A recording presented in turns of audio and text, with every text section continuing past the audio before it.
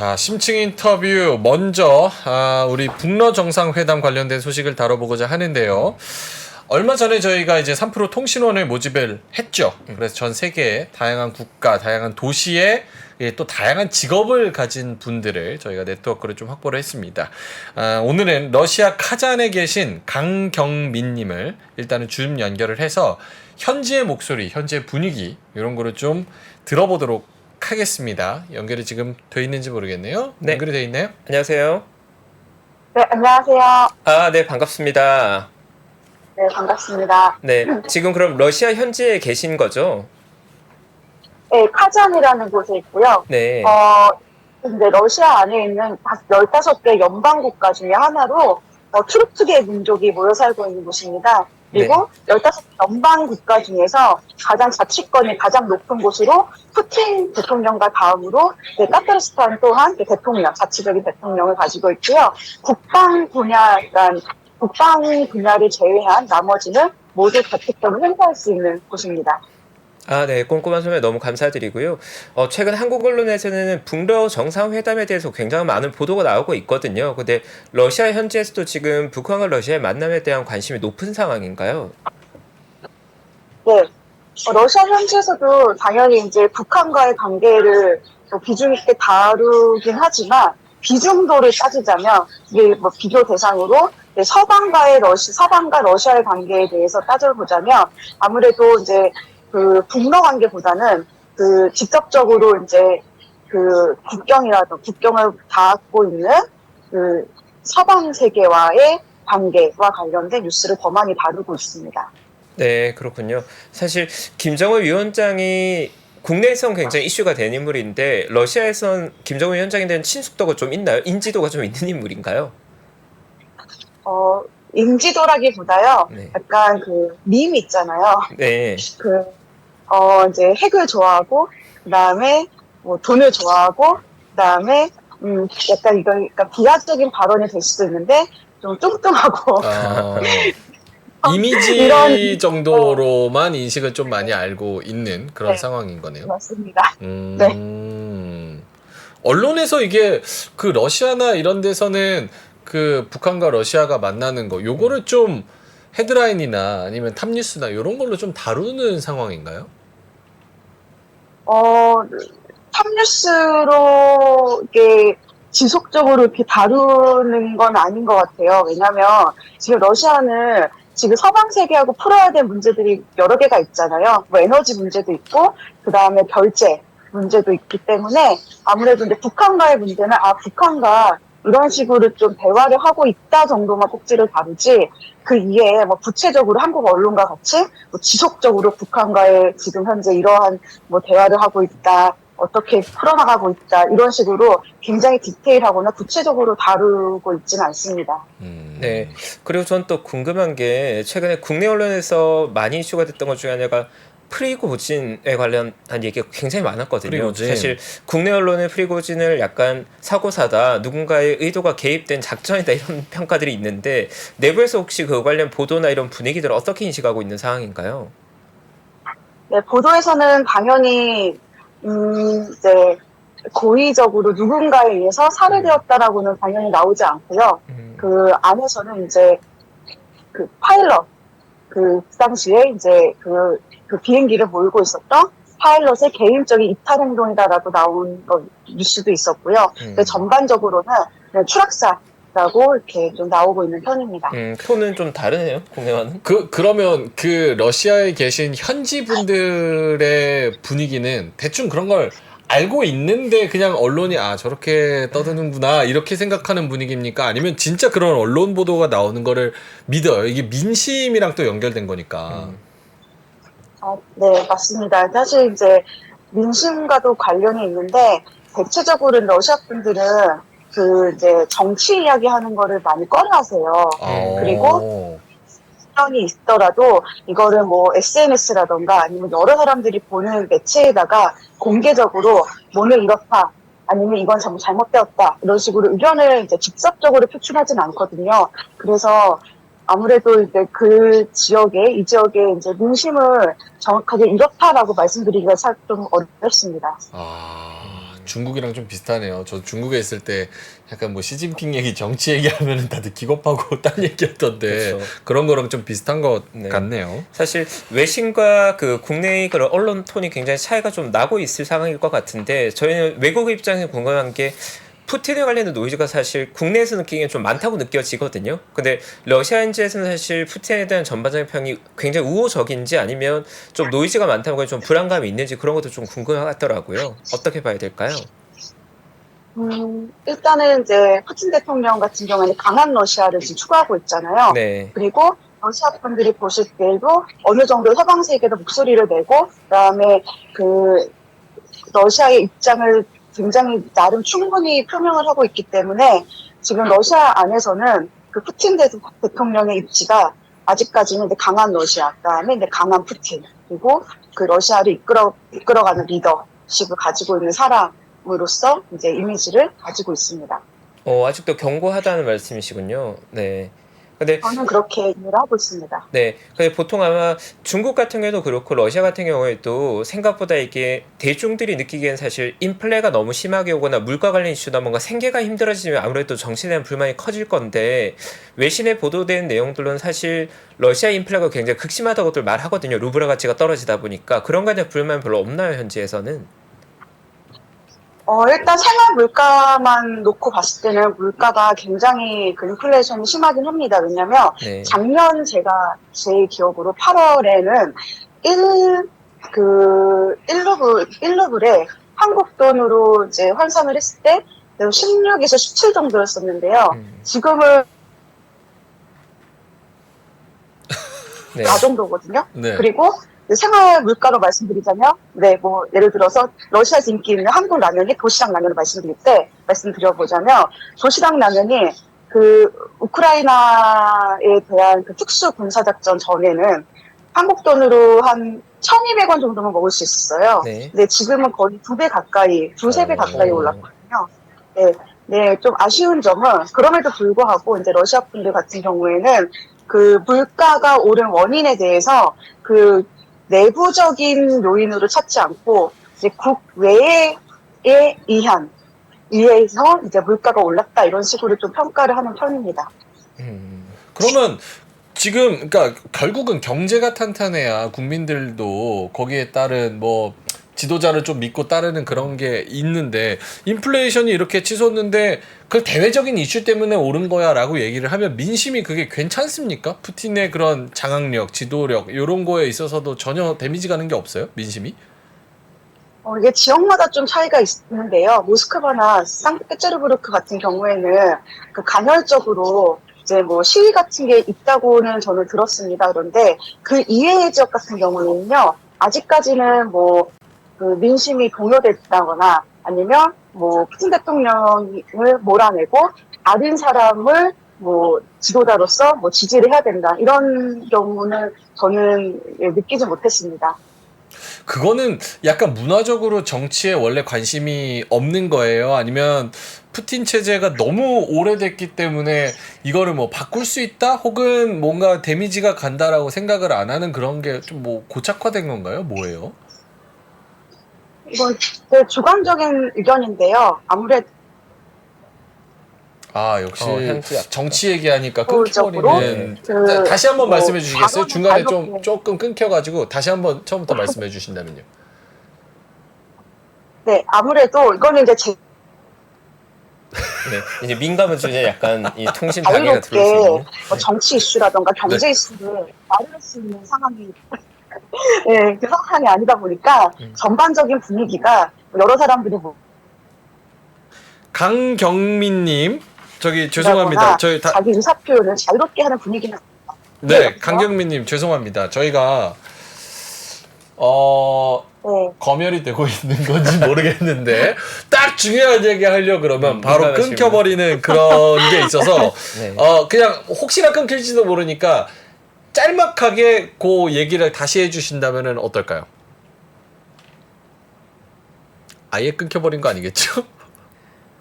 잘 들으시나요? 네. 이제 잘 들릴 법합니다. 네, 말씀해 주신다면요? 네, 그 러시아는 전반적으로 정치라던가 경제 이슈에 와, 이게 뭔가 있나 보네. 정치라던가 아니면 경제. SNS에서 자유롭게 네, 방금 전까지 굉장히 저희가 잘 전달됐었는데 정치 경제라는 단어가 나오고 굉장히 딜레이가 많이 생기네요. 신기할 약간 정도로. 좀 비밀 얘기하듯이 좀 우회적으로 말씀을 해보아 주시면 어떨까요? 정치 경제 요 워딩 빼고 그 얘기 나오면 바로 끊겨버려가지고. 아, 네. 그 여러 사람들이 모이는 장소 또는 뭐 여러 사람들이 볼 수 있는 SNS에서 자유롭게 대화를 하는 분위기가 아닐 뿐더러 이 주제에 대해서 이 대화하는 것 자체를 사람들이 이렇게 뭐 자유롭게 하는 분위기는 아닙니다. 그래서 이렇게 얘기하면 또 안 끊기네. 전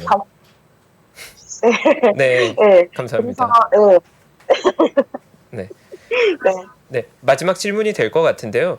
결국 이제 네. 한국 입장에 바라볼 때는 궁금한 게 이제 국가 간의 갈등상이 지속되고 있잖아요. 그래서 긴장감이 상당히 높을 거라고 외국에선 바라보고 있는데 러시아 현지도 지금 많이 경직돼 있고 이런 갈등상이 지속된 거에 대한 불만이나 이런 두려움들이 좀 있나요? 러시아는 일단 우크라이나 문제 자체를 그 지정학적인 갈등 관계로 해석을 하고 있습니다. 그렇기 때문에 이거에 대한 원인 자체를 그 돈바스 2014년도 돈바스 문제에서 비롯됐다라고 해석을 하고 있습니다. 그렇기 때문에 러시아 안에서는 사실 지금 현재 그 우크라이나의 관계에 대해서 일단 무조건 이제 러시아 입장에서 러시아가 이제 어느 정도 지배권을 행사를 해야 되고 이겨야 된다라는 분위기가 있기 때문에 지금 이 현 상황에 대해서 뭐 불만을 갖는다거나 아니면 이 상황을 좀 멈춰야 된다라고 의견을 내는 사람들은 극히 드문 것 같습니다. 물론 이제 저 같은 일반적인 사람들도 그렇고 뿐만 아니라 이제 러시아 안에서 활동을 하시는 뭐 학자분들이라던가 정치가분들도 마찬가지고요. 그럼 어느 정도 여론은 현재의 갈등 상황에 대해서 동의하고 있는 분위기라고 봐야 되겠네요.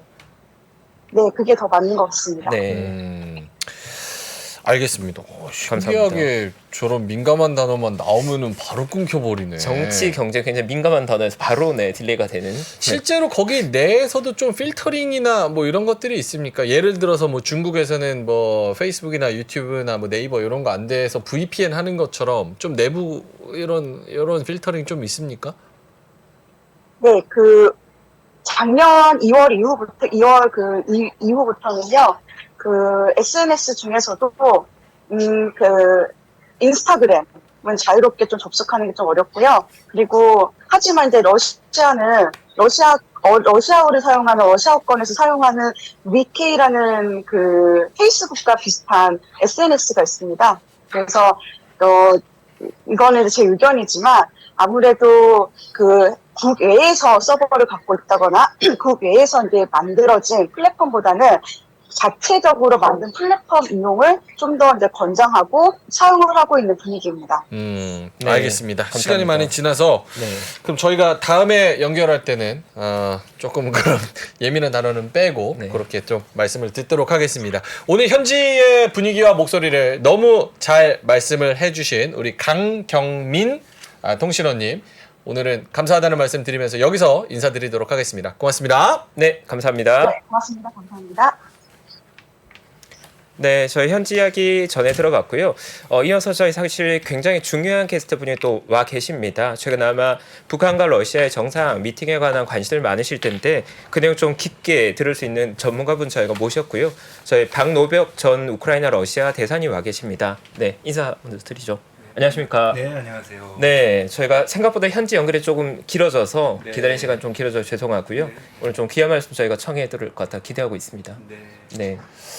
어떻습니까? 이게 북한과 러시아의 그런 만남 그리고 우리 언론에서도 굉장히 많이 다루고 있고 네. 국제적으로도 많은 지금 관심을 받고 있는 그런 상황인 것 같은데 네. 우리가 여기서 어떤 데 포인트를 좀 두면서 봐야 됩니까? 아무래도 지금 그 북한이 이제 고립에서 탈피하기 위한 지금 기회를 잡고 러시아 이제 손을 내밀었는데 러시아도 지금 그걸 이제 같이 해야 할 이제 공통의 이익이 생긴 거죠. 근데 우리들이 지금 봐야 할 부분은 이 북러 간의 실질적인 이런 협력이 정말 얼마나 지속 가능하게 실현되겠느냐.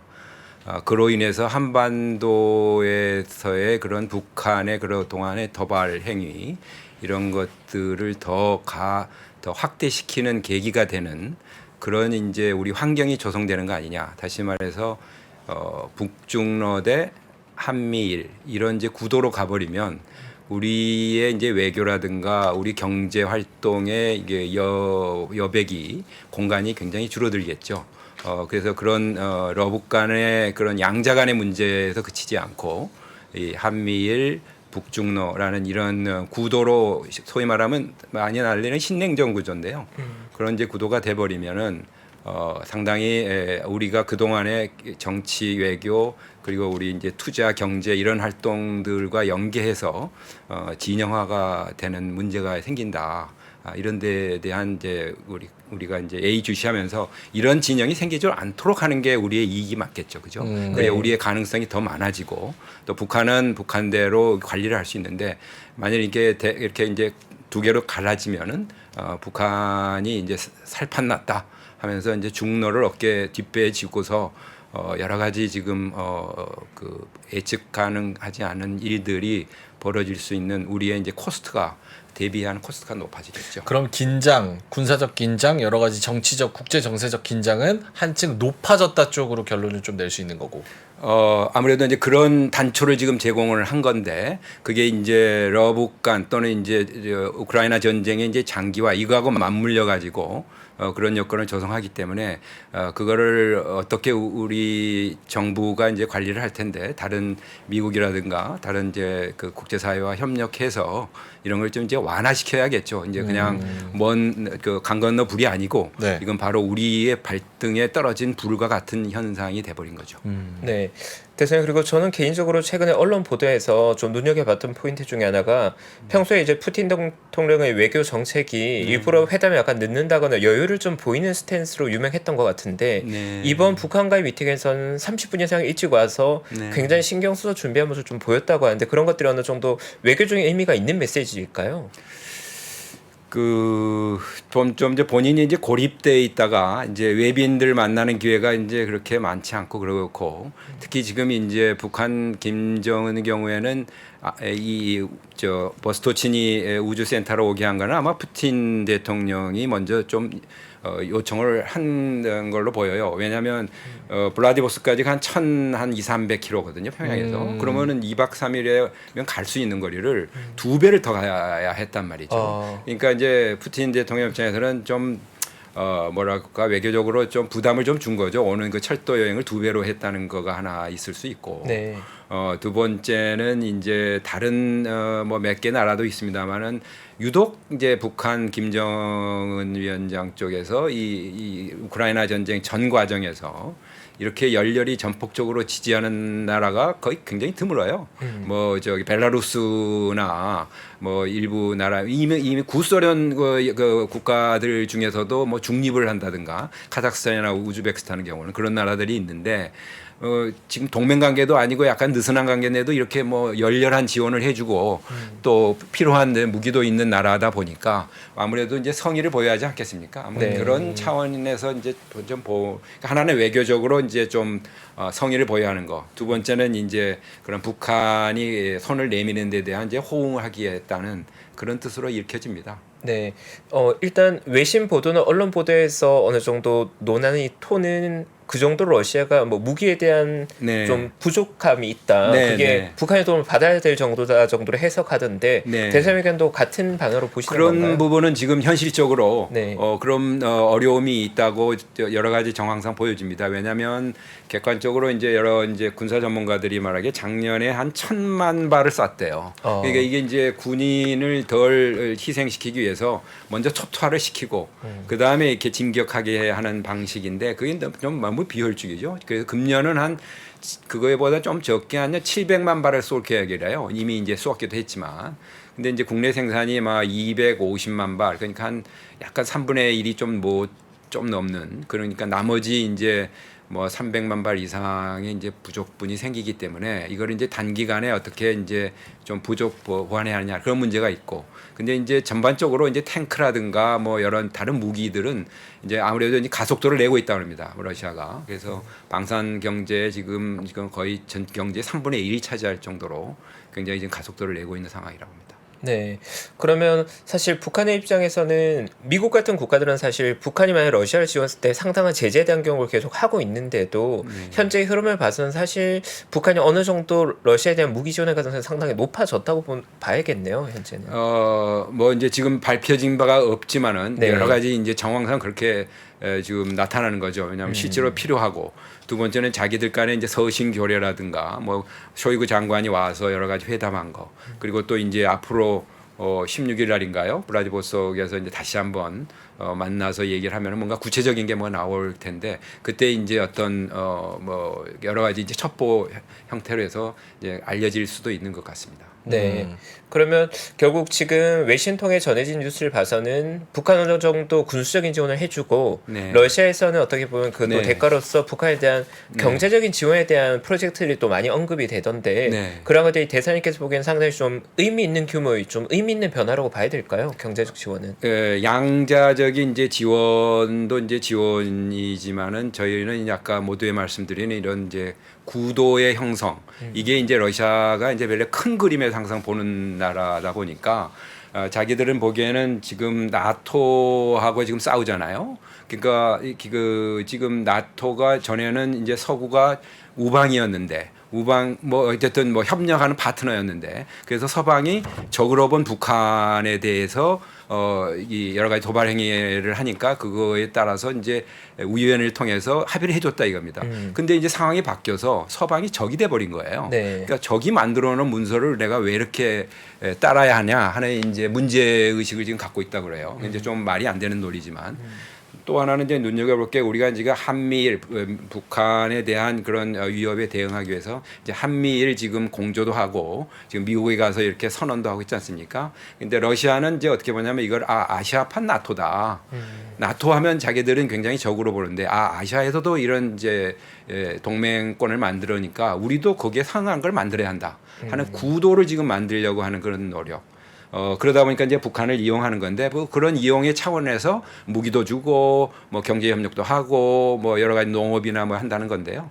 경제 협력은 저는 좀 점수를 그렇게 높여 주지 않습니다. 왜냐하면 제가 있어 봤어도 알고 쭉 그동안의 흐름을 보면은 러시아하고 북한이 지금 이게 경제 협력할 수 있는 이런 스파크가 안 일어나요. 네, 서로 뭐 네. 지금 저 체제가 다르고 이런 이제 자본주의, 어쨌든 시장 경제를 했던 나라고 하는 나라고, 여기는 뭐 완전히 뭐 국가에서 뭐 다 관리하고 뭐 외국 투자가 한번 이제 이집트 통신회사가 한번 들어가서 이제 이런 이제 네트워크를 그 서비스를 했어요. 2015년에 제 기억에는. 근데 거기서 이제 수익금이 나올 거 아닙니까? 네. 그걸 가지고 환전을 해서 이제 해외 이집트로 가져가려고 그러니까 막아버린 거예요. 그러니까 그 회사 망했어요. 그런 정도로 이게 어떤 기업이 들어가서 지금 할 정도의 상황이 아니다.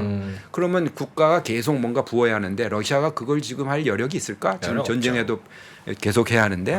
그래서 그런 지금 여러 가지 의혹은 있습니다만은 경제 부분은 좀 뭐 결국은 시혜적인 부분, 뭐 도와주는 거, 뭐 식량을 지원해 준다든가 초기에 뭐 여러 가지 투자를 해 준다든가 그런 건데, 그게 아마 지속 가능할 것 같지는 않아 보여요. 네. 여기 남아 있는 건 그건 무기가 되는 거죠. 결국 지금 포인트는 블록화의 더 심화, 네. 이쪽으로 포커스를 맞춰서 보고 계신 거잖아요. 그렇습니다. 그러면 뭐 대사님께서 말씀하시기 굉장히 좀 어렵고 네. 또 신중해야 되는 이야기지만 네.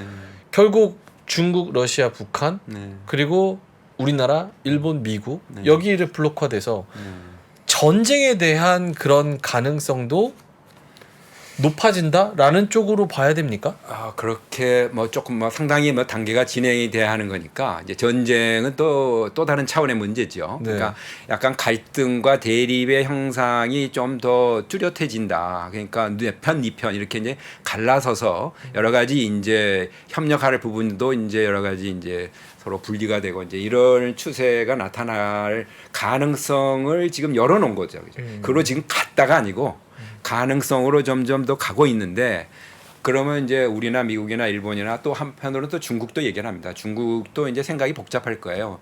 한편으로는 이제 미중 경쟁도 해야지만 거기에 참 전부 문제가 됐을 경우에 이제 중국 경제가 무너진다는 거 아닙니까? 네. 그리고 이제 어차피 또 시진핑이라는 또 주석이 또 여러 가지 뭐 집권 그런 그 연장 문제도 있고 그래서 굉장히 지금 복잡한 상황에 여기에 또 북한이라든가 러시아에 대한 신뢰가 그렇게 높은 편은 아니거든요. 네. 겉보기에는 뭐 무제한의 파트너 뭐 러시아하고는 뭐 혈맹하고 북한에든 하지만 실제로는 중국은 어떤 룰을 지키면서 유엔 제재 틀이라도 지키면서 어떻게 좀 이렇게 적응해 가려고 하는 그런 지금 세력이에요. 네, 막무가내는 아니란 거죠. 막무가내는 아니죠. 네. 그러니까 지금 걱정하시듯이 뭐 이렇게 딱 갈라서 가지고 뭐 전쟁까지 가고 이거는 아직은 아직 아니다. 그런 건 아니죠. 그렇지만은 이제 그런 조짐이 보이지 않도록 우리가 현명하게 투자도 잘하고 또 정책도 잘하고. 우리 입장에서는 어떻게 해야 돼요? 거기 현명하게 하려면. 현명하게 하려면은 뭐 그건 뭐 각자의 철학이라 각자의 그런 이제 생각에 따라서는 다를 수는 있습니다만은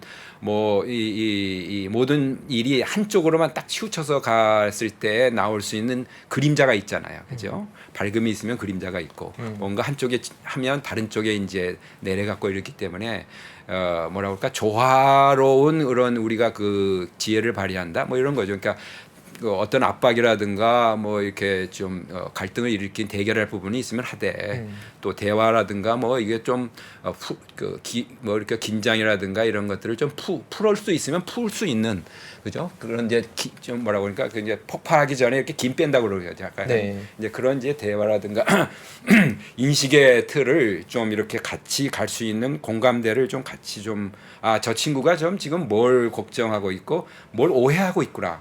이제 국제관계에서 이렇게 네. 인식이라는 게 굉장히 중요해요. 이렇게 인식이 잘못돼 가지고 판단을 잘못하는 경우가 많거든요. 근데 우리는 그러고 싶은데 네. 사실은 미국, 일본, 네. 러시아 네.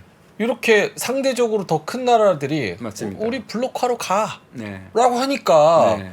우리가 현명하게 하자.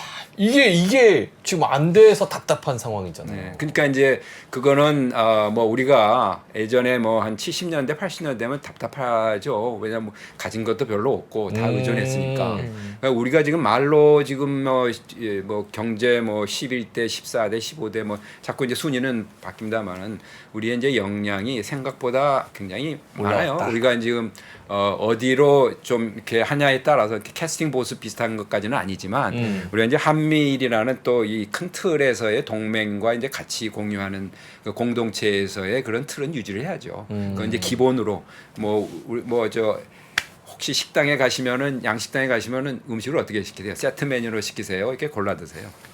양식당이에요? 아니 양식당에 저는 가시면 양식당이라고 하면 맥도날드밖에 안 가봤는데. 뭐 근사한 어디 호텔 식당에 가셨다. 호텔 식당 초대를 여기. 했다. 예. 보통 뭐 코스나 이게 코스. 세트로 많이 시키죠. 예. 세트 메뉴가 딱 있으면 뭐 그냥 쫙 하면 일사천리로 가잖아요. 그쵸. 네. 근데 그거 어때요? 그거요? 맛이 비싸요. 아니 맛이 좀 있나요? 맛있어요? 자기는 다 먹고 싶은데 이거 먹고 싶어요 그러면 안 넣어주거든요. 그래서 뭐라고 해서 우리말에 알라까르테라 그래요. 알라까르테. 그러니까 그 자기가 원하는 선택을 해서 네. 일품 요리를 선택해서 먹는 음식. 네. 그러니까 메인은 우리가 한미일이라는 게 아주 제일 중요한 포션을 했으면 다른 부분은 뭐가 있을 수 있을까 하는 약간의 그런 이제 여유 내지는 좀 융통성. 배짱 내지는 융통성 내지는 여러 가지 이제 그런 사고의 훈련을 좀 해야 하는데 해야 된다. 거기 가면 그러면 시켰는데 맛이 별로 없어. 이 세트 메뉴 먹을 걸 괜히 했네 이제 후회할 수는 있죠. 그게 다 이제 러닝 프로세스죠. 그냥 이거 먹으니까 굉장히 맛있더라. 같이 먹자. 뭐 이렇게 이제 할 수도 있고. 그러니까 일본보다 야 이렇게 하니까 이게 뭐 잘 되네. 이렇게 해봐. 미국하고 같이 뭐 좀 얘기 좀 해볼까? 뭐 이런 여러 가지의 이제 베리에이션을 할 수 있는데 되게 이제 사람들이 다 복잡하고 뭐 다 자기 일에 복잡하잖아요. 그렇게 네. 뭐 여유 있게 생각할 이제 틈이 없어서 간단하게 뭐 그 좀 심플하게 하자. 뭐 이제 이렇게 되다 보면 이제 코스트 비용이 발생한다. 이런 말씀. 그건 우리 정부가 해야 되는 거니까. 계속 또 근데 꼭 정부만이 아니고요. 네. 우리 이런 요즘에 이제 그 방송하시는. SNS시잖아요. 네. 그러니까 이게 국민들의 의견이 과연 어떻게 돌아가고 있는지 즉각 아시잖아요. 지금 저렇게 막 위에 올라오고 그러니까. 네, 저게 뭐 50% 올라왔어요. 그러면 사실 뭐 보니까 우리 3프로 TV에서 하다 보니까 이런 의견에 대해서 굉장히 반영을 해야겠습니다라고 이렇게 얘기를 하시면 정부가 그걸 따라가요. 그게 이제 민주주의 정부니까. 와, 저희가 그런 역할을 지금 하시고 계시다. 트렌드 리더. 네, 트렌드를 쫓아가게 하는 그래요? 트렌드 리더 역할을 좀 하시라. 네, 그래서 책임감을 느끼겠습니다. 그래서 블록화에서 우리가 잘 맞춰서 거기서 가되 그 대신 우리의 역량을 베이스로 해서 배짱도 맞습니다. 부려보고 그렇죠. 융통성도 가져보고 보고. 네. 그런 거를 좀 해야지 조화롭게 잘 살 수 있다. 네, 우리의 이익이라는 게 있잖아요. 그쵸. 또 우리가 추구하는 또 이제 전통, 우리의 생각을 좀 담아내는 그런 이제 노력을 좀 해야 하지 않냐. 그렇게 그러니까 좀 미국이 알맹이만 쏙 빼가지고 배터리랑 반도체랑 다 저기 자기네 나라에 또 열심히 해서 뺏어오곤 하는데 그런 이제 서로 주고받는 관계를 잘 해야죠. 받은 게 받은 게 없대요. 나 좀 뭐 연장을 해주고 유예를 해주고 뭐 그랬다 그러는데 그게 뭐 얼마나 되는지 모르겠지만 또 트럼프는 또 전혀 다른 얘기를 또 하니까 이런 또 걱정이 좀 되긴 됩니다. 어쨌든 지금 우리 대사님은 국제 정세 또 러시아의 북한 이런 거 만남을 보시고 조금 더 블록화가 심화되는 거 아닌가라는 걱정스러운 네. 생각을 또 하고 계신 거고 그럴수록 우리가 더 정신을 단디 차리고 조화롭게 맞습니다. 네. 시간이 항상 부족해가지고 네, 시간이 너무 아쉽습니다. 짧네요. 네, 더 많은 얘기를 나누고 싶은데 네. 아쉽습니다.